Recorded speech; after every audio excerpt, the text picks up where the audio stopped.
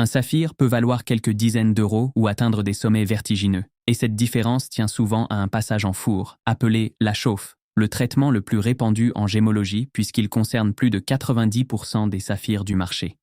Ce procédé consiste à porter la pierre, composée de corindon enrichi en éléments comme le fer, le titane ou le chrome, à des températures comprises entre 800 et 1800 degrés dans des conditions atmosphériques contrôlées, provoquant une transformation interne où les inclusions, notamment les aiguilles de rutile appelées soie, se dissolvent et où les éléments chimiques se réorganisent, ce qui intensifie la couleur, améliore la transparence et révèle tout le potentiel de la gemme, transformant ainsi une pierre terne et laiteuse en un saphir lumineux aux teintes profondes. Il existe toutefois plusieurs types de chauffe, allant de la chauffe traditionnelle sans ajout, considérée comme stable et acceptée dans le commerce, à des traitements plus invasifs comme la diffusion chimique, par exemple au beryllium, qui modifie artificiellement la couleur, ou encore le remplissage de fissures par du verre, qui améliore l'apparence mais réduit fortement la valeur. La détection de ces traitements nécessite une expertise de laboratoire, car elle repose sur l'observation de signes microscopiques tels que l'absence de soie ou des halos caractéristiques autour des inclusions, rendant toute identification à l'œil nu quasiment impossible.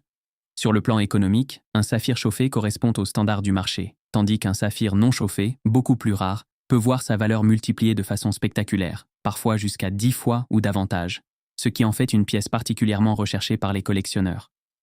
Utilisée depuis plus de 1000 ans, la chauffe est aujourd'hui largement acceptée à condition d'être déclarée, car le véritable enjeu n'est pas le traitement lui-même, mais la transparence envers l'acheteur, qui doit savoir précisément ce qu'il acquiert, car un saphir chauffé reste une pierre naturelle sublimée par l'homme, tandis que le saphir non chauffé incarne l'expression la plus pure et la plus rare de la nature. Pour nous soutenir, merci de liker et partager cette vidéo, chaîne éducative créée par GEMD Exception.